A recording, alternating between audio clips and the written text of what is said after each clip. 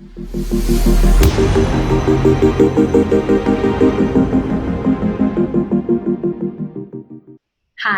my name is Gibson, and I'm the owner and founder of the Personal Development School. This is your daily breakthrough video, and in this video, I'm going to talk about 12 key strategies for settling into a romantic relationship and staying happy once the honeymoon phase is over. Okay, so many of us confuse infatuation with love.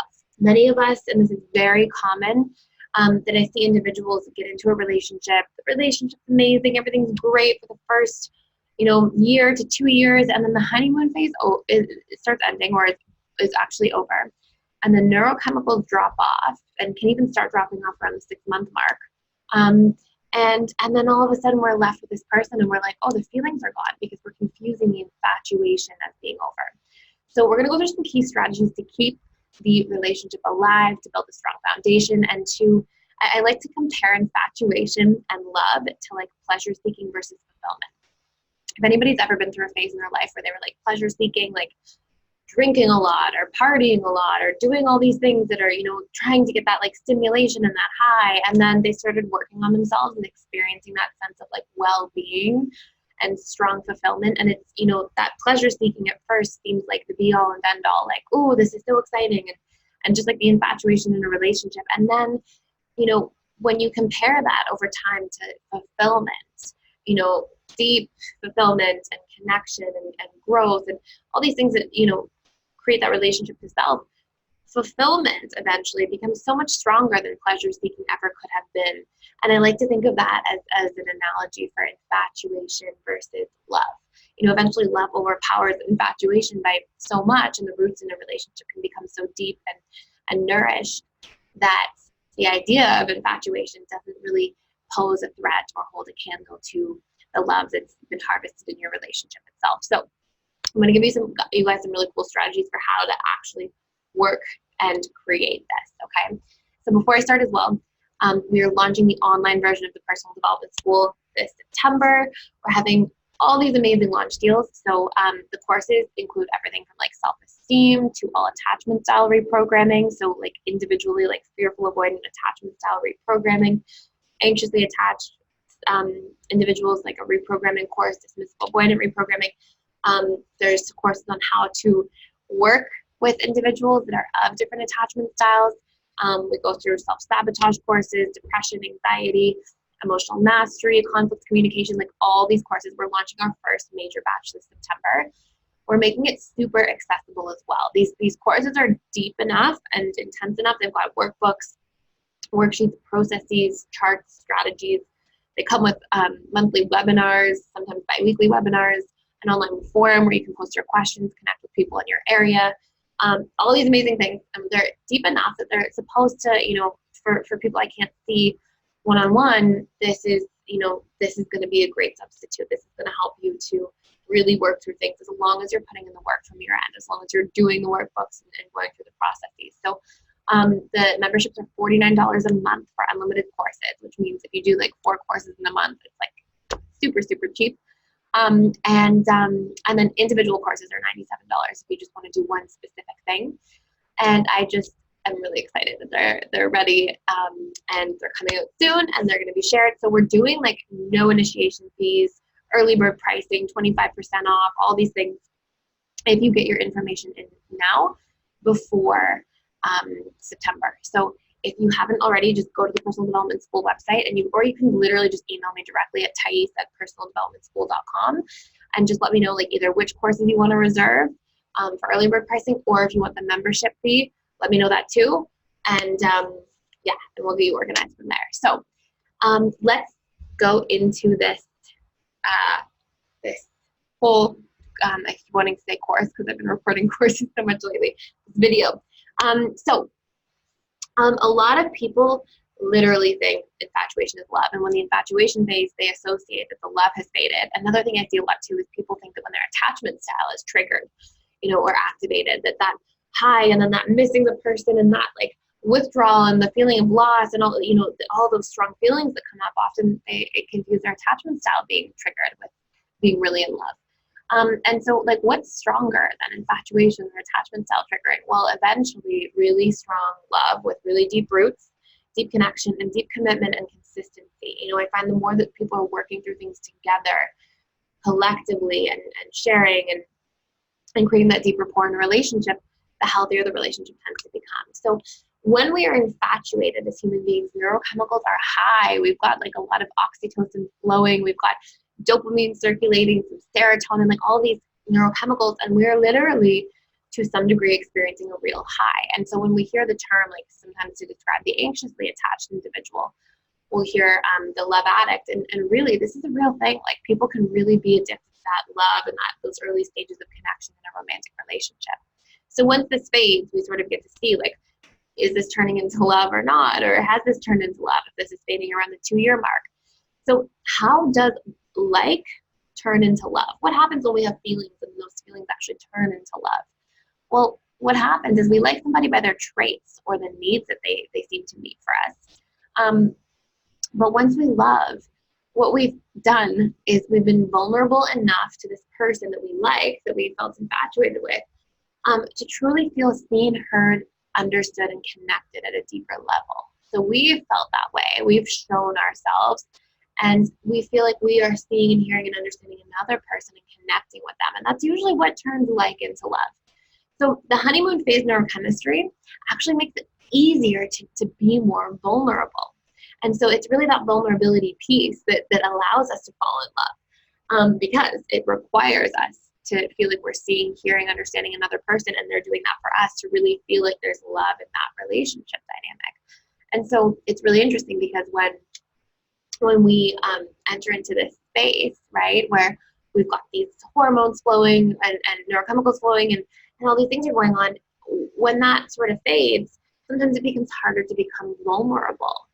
And so we show up more at that time in our natural patterns. So for example, if a person was really not good at validating you and they're not a natural complimenter, when those oxytocin and dopamine and all these neurochemicals are flowing, because they're almost under the influence to a certain degree, they might actually show up okay in that area and be complimenting and be validating. But as that sort of high wears off, they go back to their natural subconscious program patterns. So it's really not that much different from, like, let's say you're with somebody for, a little while, and then they're under the influence of alcohol, and maybe they say more, or they express themselves more, and then, they sober up the next day, and then all of a sudden they're back to not being as expressive or vulnerable. It's literally like a version of the same sort of dynamic happening. Different neurochemicals and different aspects, but like same analogy. So how do we keep our closeness alive despite what could create major differences? So oftentimes as well, after that honeymoon phase, because we'll sort of have that love is blind and the person can do no wrong, and we're not really looking into the person's flaws, we're focusing so much on the great aspects of them. Sometimes we'll see our differences sort of highlighted or magnified more post-honeymoon phase.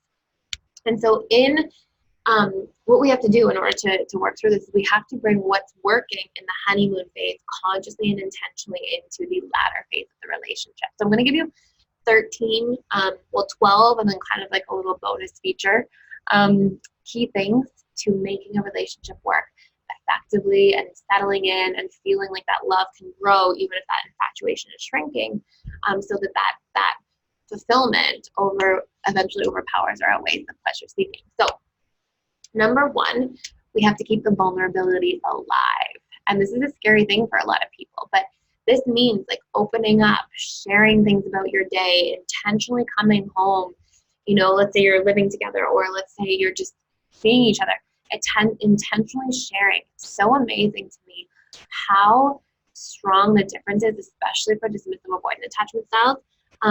How strong the difference is between how much they share at the beginning of a relationship, even if it's just like more surface stuff, but just are more open and sharing, versus after that ends, they tend to really go back into their natural state and they can just kind of stop sharing. And then, if you just look at it from a really practical perspective, if you fall in love with somebody for who they are, for their vulnerability, for their sharing, and then they take it away, of course the feelings are going to be affected as a result. Of course there's an impact, because you gave somebody something and then it's gone, and that's what they were loving. And so it creates that separation. So the vulnerability, the sharing, And the vulnerability is really going to apply. I have this as a separate one because it's so important, but it's really going to apply to the constant expression of our feelings and needs. And we're going to talk about that in number 3. Depth of connection. Okay, so here's another thing, and this kind of goes in the first 3 are all kind of together, but very important key points. I see, I can't believe how many times I've seen individuals at restaurants, like couples at restaurants who are maybe in their 60s, like, nearing retirement or post-retirement, maybe closer to 70, and they're at dinner and they're not really talking. And there's an aspect of that that's like, that's nice that they don't feel this pressure to not, to sit and to have conversation the whole time, and it's okay to sit in silence, and that's beautiful. But I mean, like, not talking at all, like, hardly uttering any words. And it's not because they're like fighting, like they're just really not talking, and they're sitting there and just kind of looking around. And that breaks my heart a little bit because, we might think that we've gotten to know a person because we got to know them in the early stage and then we've been around them so much. But we as human beings are dynamic or fluid. We are constantly changing. We're constantly growing, learning, adapting, whether this is conscious or unconscious. And so, who you knew when you got married in your 20s or 30s, might be a very different person from who this person now is sitting in front of you in your 60s. And it is so important to get to know the person you're with on a regular basis because they are changing, you are changing. And so we want to create this space for like deep connection to happen. So, I have on the website, the Personal Development School website, under like free literature, I have 60 questions for deep connection in a relationship. Actually, I think it's 60 questions to ask before you get married. I have another question sheet for deep connection, but you can use those questions for deep connection too. And I like highly recommend, getting that out, printing it off, and like asking your partner, having connection time, like deep connection time where you're asking the same sort of questions you would ask in the beginning phases of a relationship. So sit down with your partner and ask these things on a regular basis. Like, what's going on in your life now that you feel like you're struggling with the most? Or what is your biggest fear at this point in your life? Like, ask these questions again. So you're getting this update, you're getting these deep connections, you're seeing and hearing and understanding the person, which is part of what we fall in love with, right? We feel seen, heard, understood, vulnerable. You're creating that dynamic in the relationship. And what you'll see is like, you've planted seeds, you've created roots through the infatuation phase. But if you're not constantly watering them, the plant dies, right? The tree dies. This needs nourishment. These things can't just be these things we plant and then we like up and leave and never look at them again and expect that the tree is going to just do well, or the garden is just going to like figure itself out and nourish itself. Like, we have to go and we have to put intentional nourishment and energy into the relationship for what those seeds were, what was working, okay? Number 3, communication. And this, when I say communication here, I mean expressing your feelings and needs. When we don't communicate, we instead unconsciously expect people to know what our needs are and know how we're feeling, and we think that that's what love is, and it's not. That could not be the furthest thing from the truth. True, real, healthy love is like asking about a person's feelings and needs, holding space, listening to them. If somebody does something you don't like in a relationship, don't condemn it. Set a boundary. Say, hey, that was unacceptable, but I want to understand what was going on inside of you that led you to do that. I want to know why. I want to know what's going on and understand if that heals you and it helps you understand the other person. What were you feeling? What need was unmet? Now, I don't mean like if somebody does something awful that you should stay and just work it out through that conversation. But I mean, if there's like an argument or a fight or a problem, these are solvable through active communication, through vulnerability, through asking about each other's feelings and needs and expressing yours in a non-confrontational way. I have a whole course about this. It's such an important just dynamic in a relationship. So please check it out. It's about conflict communication, conflict resolution. Number 4, we want to learn each other's love languages and intentionally engage them with one another. Literally having different love languages is truly like speaking different languages. So we might be giving gifts and we might be doing acts of service stuff all day, and then a person may not even be receiving it, or be receiving it like a 1 out of 10 of importance. And the other person might be like dying for quality time and deep conversation, and their partner is emotionally unavailable for that, or just isn't available for that. They think they're giving tons of love. The partner feels starved, and we may not know these things if we haven't figured out our love languages. If you don't know about this, there's Dr. Gary Chapman is the one that created this. And he has this stuff on his website, but the 5 love languages are pretty self-explanatory, are acts of service, words of affirmation, gifts, quality time, and physical touch. And, quality time is sort of like deep conversations, connecting, shared activities, that kind of thing. Physical touch, gifts are super self-explanatory. Words of affirmation is like validating your partner through words. And acts of service is like doing things for your partner, cooking dinner, bringing them coffee in bed, taking them to the airport, like this sort of thing. Number 5, understanding each other's needs in the relationship, which we talked about for number 3, but then actually creating healthy strategies to support your partner's needs and to have them support yours. So to actually be aware of what this person needs and to be conscious about it, checking in your mind about it. Like if your partner says, hey, I need a lot of encouragement, it's something I didn't get a lot of in childhood, if they tell you that and then you forget about it and you don't set some kind of like habit around just trying to give a little bit, to fill that bucket there, then your partner's going to feel rejected. So check in, like when your partner's expressing feelings and needs, we want to do our due diligence to, number 1, see their needs through and actually, have a conversation and check in with their needs and make sure we're taking, it can just be tiny action steps, but just something to support what they express. And number 2, seeing your needs through if you've expressed yours and they're not being met. One time of expressing doesn't necessarily mean your needs will be met for a lifetime. We have to constantly remind our partner of our needs, speak up about our needs. Our needs will change every 2 to 3 weeks, every few months, every day even. So talk about your needs on a regular basis. And if your partner is not meeting them, don't make a story that says, oh, my partner, you're never going to find a partner who remembers to meet all of your needs from the moment you express one of them, for life. But remind your partner. They have to get to know that. They have to have that programmed in through repetition to know, oh yeah, this is really important to my partner. And it'll eventually become its own pattern in the relationship.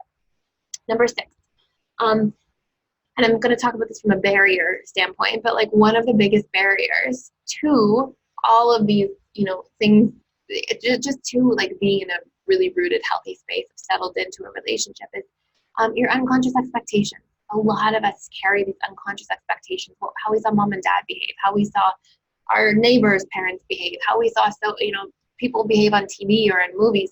And we carry these unconscious expectations into our relationship and we expect that our partner is going to show up as, the person from that movie that we saw, that's the romantic comedy and, everybody does everything they can for each other. Like we have to be realistic about our expectations and we have to surface these to the conscious level and have these conversations. You want to sit down with your partner and be like, for you, what does an ideal relationship look like? Like seriously, what does this look like? Who's doing what? What are our roles? How often are we having sex? How often are we having deep conversations or date nights? How do I show up in the relationship? How do you show up? How do we have conversations? How often is it healthy to fight? This is a big one. I see some people like, fearful avoidance or anxiously attached people sometimes will think that it's healthy to fight, once or twice a week or, or little bickers every day. And that's normal because that's what they saw in their parents versus like dismissive avoidance. They feel like, fighting like once every 3 months is a lot. So you have to have this conversation so you really know where you guys stand, because otherwise all these little behaviors and imprints and programs will get in between you two and you'll think like, what's going on? Why is this person fighting with me so much? And the other person's like, gosh, we never fight, we never resolve things. Like and fighting isn't healthy, but conflict is. So conflict is normal. It's a normal part of the evolution of a relationship, but if we approach it in a conscious way, it's extremely productive and it's not like violent and angry. It's literally like, hey, this is what I'm feeling. This is what I didn't like. This is what I need. What happened? Why did that, what went on that created that dynamic? And on your end, I want to understand. Can you validate my feelings? I'll validate yours. Wow. Feel bonded. Thank you. Conflict just brought us closer together. Like these are kind of the aspects that you want to get to in your relationship until it's normalized. And I promise it's a very, very achievable thing. You might feel like too with expectations that like people, oh, because I work more, you should take care of more of the household duties. Whereas the other person might think because it should be equal, we should have equal duties. So these conversations, like without having these conversations about your expectations, there's just like the best breeding grounds ever for resentment, and you don't want that in your relationship. I'm going to run through the next ones quickly because I'm running out of time a little bit. So number 7, talk about the real stuff. We spend a lot of time, and you have to catch yourself doing this. This is a really powerful one. I had a couple, I'll just give an analogy. I've said this before on another video, but I had a couple come into my office years ago. And the woman said to me, she was so mad. She was like 10 out of 10 angry that her husband like keeps leaving the clothes on the floor. Like I asked him, keep leaving the laundry on the floor. She was livid, like shaking, angry. And the husband is like, starts to get sad and like kind of rejected feeling. You could tell his like body language shrunk back, and he's like really sad. And so here's these two people. One's like 10 out of 10 enraged. Another one is like 8 or 9 out of 10 sad, like just like really sad. And I'm like, there's no way these two people are talking about clothes on the floor. This is not what it is. It's the meaning that we give to it that causes us the pain. And we have a lot of conversations in our relationship that are very surface, and we're not discussing the meaning. And so we can't actually resolve the deeply rooted problem. So I asked, just so you see this, I asked this woman, I'm like, so what do you make it mean when the clothes are on the floor? And she's like, well, he doesn't respect me. You know, I ask him and he forgets and he disrespects me. And I ask the husband, I'm like, what do you make it mean when she gets this angry about this? And he's like, well, she must not love me very much if she's this mad at me for something so small when I do so much in other areas of the relationship. So here are two people talking about being disrespected and unloved, and they're trying to solve this problem through talking about the clothes on a floor. And no matter what happens with the clothes on the floor, they're not actually resolving the problem. They could start picking up the clothes tomorrow, but this woman's still going to have this wound feeling like her husband disrespected her all this time. And this man's still going to have this wound feeling like my wife doesn't love me that much. And that's excruciating. So these things become walls. So when you're mad about the cupboard left open, you're mad about the person being home late, you're mad about the call that got shortened or whatever it is, ask yourself, what am I making it mean? That's the root of the conflict. And ask your partner the same thing, okay? Number 8, set aside time to be present. It is really tough if individuals are not being present with one another. You might think you spend a lot of quality time together, but if you're not actually with each other, if one of you is on the phone and the other's on the computer, or you're only watching TV, but you're not actually connecting, you're connecting to the television sitting beside your partner, then there's not presence in the relationship. So whether it's at dinner, whether it's some kind of date night, whether it's just there has to be conscious and intentional time set aside where you're not connecting to something else with the person next to you. So you're not like, you know, connecting to the television or to the computer while the person's there. You're actually connecting to the person themselves, okay? Number 9, check in the relationship. There, just like we have in the workplace, we need feedback, okay? Just like anywhere, we need feedback. Ask your partner, are your needs being met? What could I do more? What could I do less of that upsets you? Ask your partner to hold space for the same questions for you. Tell your partner what needs are met, what are unmet, what's upsetting you. Just have these conversations where you're getting feedback about the relationship. Anywhere else in our lives, we need feedback. Like career, we get feedback. We have performance appraisals, you know, for most people in the corporate world. Physically, we tend to have feedback. We weigh ourselves or we check in with our body, you know, mentally, emotionally. Like it is just detrimental that people are not having those conversations in a relationship. It's a necessary part of evolution and growth. Number 10, keep playfulness alive. People do this intentionally. If you're 10 years into the relationship and it's not coming up anymore, do it intentionally. Just Google what playfulness is. You know, usually you'll find like it can be joking around or you know, just things. You'll find that there's usually a dynamic between you and your partner where playfulness exists. But find those things, and even if you look at what they were in the beginning of your relationship, find those things again, reintroduce them consciously and intentionally until they become normalized. And these are needs that we have in our relationship. Number 11, keep your resentment tank empty. This should be a goal that all relationships have ideally. People think or will say to me that's impossible. It's so possible. The way it happens is by talking about your feelings and needs around everything. It might feel like a lot at the beginning, but when somebody does something that hurts you, you have to say, hey, you know, you might not have recognized that, but that hurt me a little bit. Or, hey, I felt a little rejected there. It might be my stuff, but I felt rejected there. Can you be a little more careful with your words next time? We have to talk about all of those little things. Research shows it takes 5 positive things in a romantic relationship interaction. This is thorough research done by the Gottman Institute, where they literally had people live in a house and a sort of hotel, like bed and breakfast, and they filmed them 24/7. Like this was research very deeply conducted, and 5 positive things to outweigh one negative thing in a relationship. And so that's a good statistic to give you like a reference point to pull from. But also, you know, we can undo the one negative thing by having the conversation about it and letting the person know. And when we feel heard and validated, like our feelings are seen, when the person says, hey, you know, I didn't mean to do that, or I didn't realize I made you feel like that, then that also just gets rid of the one negative thing. It neutralizes it or equilibrates it. So talk about everything that bothers you. At the beginning, it might seem like there's a lot to talk about, but if you habitually do that, let's say you're introducing this now after years into the relationship, it might feel like there's a lot. Tell your partner, I'm setting the intention to talk about things more instead of repress them. Ask your partner to do the same. At the beginning, it might feel like there's a lot. After a while, it just becomes a norm. You're like, hey, I felt rejected there. The person said, oh, I'm so sorry. And like things get, like it just becomes a natural part of conversation. Other people ask me, doesn't that take so much time? The answer is it takes so much more time to store that thing as a resentment, wait on autopilot for 5 positive things to outweigh that one negative thing. Hope that it happens. It usually doesn't, as a general rule, especially way later into a relationship, as a general rule. And then store that resentment, be angry towards your partner, pull away over time, feel sad about it. Like you waste way more time by not having those discussions.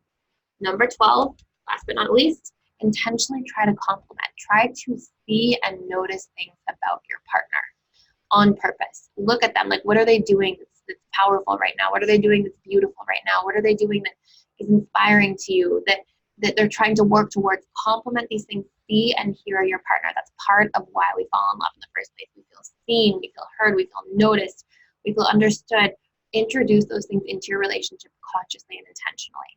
And last but not least, I said 12, and there's sort of like a bonus because this is a whole other video that I'm going to make, but intimacy generally follows this. When there is emotional intimacy post-honeymoon phase, physical intimacy tends to follow.